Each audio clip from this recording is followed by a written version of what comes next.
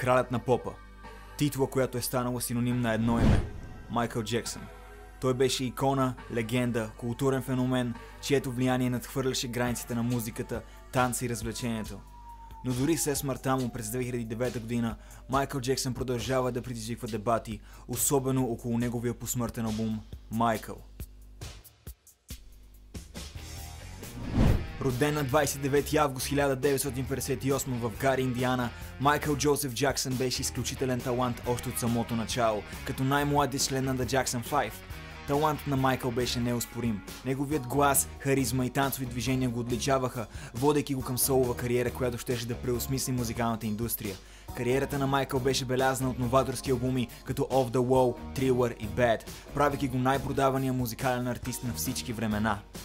Той беше глобален хуманитарист, икона на стила и противоречива фигура едновременно, но след трагичната му смърт през 2009-та, противоречията около Майкъл Джексън не свършиха. През декември 2010-та, година и половина след смъртта му, беше издаден посмъртният албум Майкъл от Sony Music и фундацията на Майкъл Джексън.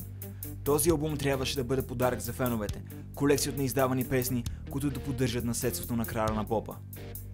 Вместо всеобщото одобрение обаче, Майкъл беше посрещнат с подозрения и противоречия. Фенове и дори някои членове на семейството поставиха под съмнение автентичността на вокалите в някои от песните. Могат ли наистина тези песни да са неиздавани произведения на Майкъл Джексън или има нещо друго на преден план? Просто не звучи като него. Имам предвид, говорим за Майкъл Джексън. Гласът му е толкова характерен, а в някои от тези песни се усеща различен. Песни като Breaking News, Keep Your Head Up и Monster имат толкова много противоречия и може би за това вече не може да ги намерите на стриминг платформите като Spotify, Apple Music и YouTube Music. Майката на изпълнителя Катрин Джаксън, сестра му Латоя Джаксън и децата му публично изразиха опасения, че вокалите може да не са изцяло на Майкъл. Sony и фундацията обаче останаха твърди в позицията си. Те настояваха, че вокалите са автентични и че албумът е легитимно издание на произведенията на Майкъл. Продуцентите твърдяха, че песните са били завършени от самия Майкъл, като след смъртта му са били направени няколко подобрения, за да се финализира продукцията. Въпреки противоречията, албумът Майкъл успя да влезе в класациите и да продаде милиони копия по цял свят. Но сянката на съмнението продължава да витае, засенчвайки това, което трябваше да бъде празник на наследството на Майкъл. И така, какво означава тази контроверсия за наследството на Майкъл Джексън? Дали албумът Майкъл е истинско продължение на работата му, или е продукт, помрачен от съмнения и възможна експлоатация?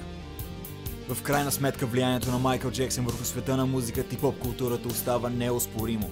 Независимо дали албумът Майкъл е вярно отражение на неговото изкуство или не, любовта и уважението на феновете към краля на попа продължават.